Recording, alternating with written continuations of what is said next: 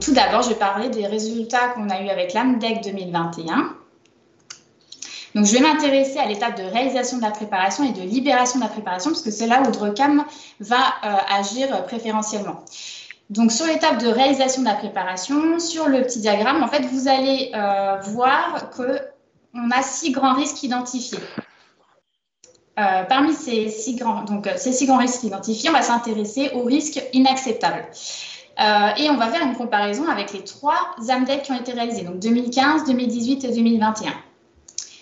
Et la comparaison nous montre qu'on a 2 risques inacceptables qui apparaissent contrôlés. Donc le risque d'erreur d'étiquetage, puisque l'identitovigilance est assurée par DRECAM, donc à 2 reprises lors de la préparation. Et le risque de préparation non conforme, donc, qui est donc diminué, puisqu'on a les étapes dites à risque de la préparation qui sont contrôlées par DRECAM. En parallèle, on a 2 nouveaux risques inacceptables qui sont apparus. On a le risque d'exposition du personnel, qui est non connu à l'heure actuelle.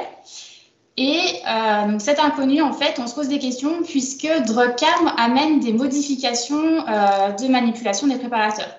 De plus, on a une étape supplémentaire, c'est-à-dire c'est l'étape de présentation de la seringue vide. Et donc, on a potentiellement un risque de contamination chimique du support de présentation et du plan de travail. Le risque de retard de préparation est lui aussi apparu. Alors, donc on a une dématérialisation de la fiche de fabrication avec DRECAM, ce qui amène, chez nous, ce que j'ai pu observer, une diminution de l'affichage des fiches de fabrication. Et nous, en fait, notre sens de priorité de fabrication est indiqué sur nos fiches de fabrication papier. Et on n'utilise pas en plus l'option de priorisation sur DRECAM, donc ce qui fait qu'on a eu des retards de préparation qui sont apparus un peu plus souvent.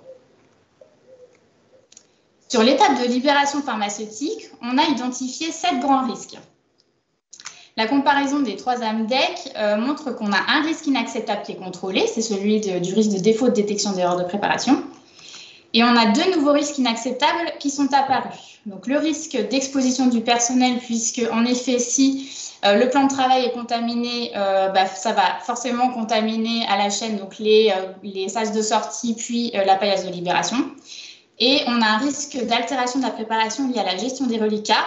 Donc, en fait, c'est déjà un problème qui avait déjà été identifié en 2015, donc avant DRECAM, où on a une mauvaise gestion des reliquats et l'outil, bien sûr, n'a pas amélioré ce côté-là.